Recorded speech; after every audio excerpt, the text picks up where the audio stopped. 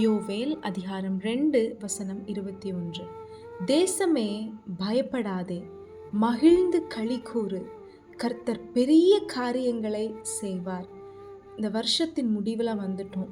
இந்த வருஷத்தின் ஆரம்பத்தில் சில காரியங்களை நீங்கள் நினச்சிங்க, ஏசப்பா உங்க கூட பேசினாங்க. அப்போ நீங்கள் இது என் வாழ்க்கையில் நடந்துரும்னு ரொம்ப நம்பினீங்க. இந்த வருஷத்துக்குள்ளே எனக்கு நடந்துரும்னு ரொம்ப விசுவாசமாக இருந்தீங்க. ஆனால் இப்போ வரைக்கும் நீங்கள் நினச்சது உங்கள் வாழ்க்கையில் நடக்கலை, கவலையோடு இருக்கிறீங்க.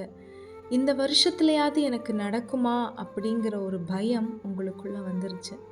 பயப்படாதீங்கன்னு ஏசப்பா உங்களுக்கு சொல்கிறாங்க. நீ மகிழ்ந்து களிக்கூறுன்னு ஏசப்பா சொல்கிறாங்க. ஏன்னா உனக்காக நான் பெரிய காரியங்களை செய்ய போகிறேன்னு ஏசப்பா சொல்கிறாங்க. ஆமாங்க, இந்த வருஷம் நீங்கள் நினச்சது வேணால் நடக்காமல் இருந்திருக்கலாம். ஆனால் ஒவ்வொரு நாளும் ஏசப்பா ரொம்ப அதிசயமாக அற்புதமாக உங்கள் வாழ்க்கையை நடத்திட்டு வந்தாங்க. நன்றி சொல்லாமா? இந்த வருஷம் முழுவதும் எனக்கு நீங்கள் நல்லவராக இருந்திருக்கிறீங்கப்பான்னு சொல்லுங்கள். எதிர்காலத்தை குறித்ததான பயங்கள் உங்களை விட்டு மாறும். மகிழ்ந்து களி கூறுங்க.